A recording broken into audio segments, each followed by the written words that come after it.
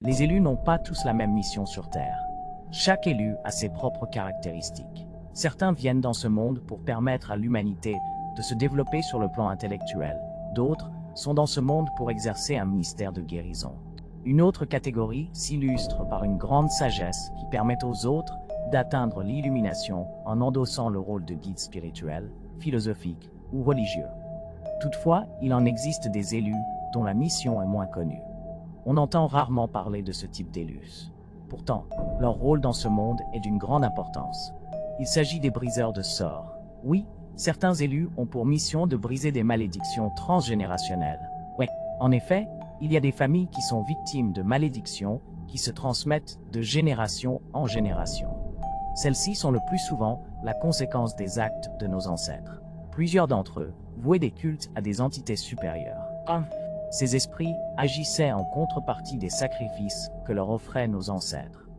Seulement, quand ces derniers sont morts, les entités supérieures n'étaient plus alimentées par les sacrifices sacrés. Les réclamations légales de ces entités se traduisent par des maladies, des blocages, des retards, la pauvreté et dans le pire des cas, des décès. Ces événements se produisent de manière cyclique dans ces familles jusqu'à l'arrivée d'un enfant unique, le briseur de sortilèges. Généralement, ces enfants n'ont rien de particulier au premier regard. Ils ne dégagent aucun signe de pouvoir, et les circonstances qui entourent leur naissance sont souvent assez étranges. Ils font face à l'adversité avant, pendant et après leur naissance. Nous le remarquons à travers certains personnages bibliques comme Jésus, Moïse ou Samson, pour ne citer que ceux-là. Des phénomènes paranormaux tendent à se produire aux yeux de tous, mais échappent souvent à notre attention lorsqu'un enfant élu vient au monde. Plusieurs d'entre eux naissent durant la pleine lune, d'autres à une date hautement symbolique comme le vendredi 13.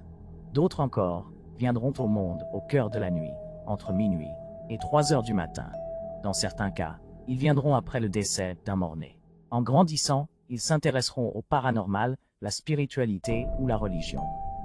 Leur enfance est très souvent différente de celle des autres. Parfois, ils auront un goût prononcé de la solitude. À l'âge adulte, ils sont attirés par des expériences spirituelles. Mais c'est à ce moment qu'ils sont mis à l'épreuve. Ils ont généralement une destinée pénible et très rude. De toutes les souffrances qu'ils auront, ils en sortent souvent grandis et maîtres de leur destin. Vers l'âge de 30 ans, ils s'investissent dans des recherches en rapport avec l'histoire de leurs ancêtres et commencent, étape par étape, à délier chaque type de lien qui freine l'évolution de la famille. L'enfant unique traverse des épreuves difficiles dans sa vie pour plusieurs raisons. Ces moments de souffrance forgent son esprit d'analyse et de compréhension. Durant ces moments de frustration et de douleur, ils sont amenés à s'interroger sur leur propre histoire. La connaissance de soi est la clé qui les mène très souvent vers la délivrance. Sa naissance apporte la lumière. Généralement, il est celui qui attire la fratrie ou les collègues vers une forme de croyance. C'est fort de son expérience spirituelle qu'il est considéré et parfois vénéré par tous ceux qu'il parvient à convaincre. Il comprend la nécessité de sortir sa famille des malédictions ancestrales. Il arrive que l'enfant unique accepte volontairement de porter les malédictions de sa famille avant sa naissance pour que tous soient sauvés.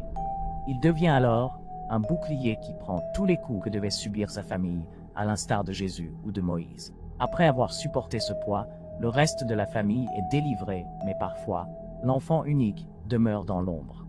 Son sacrifice n'est pas toujours connu par les autres, car il mène une vie de solitude et de silence.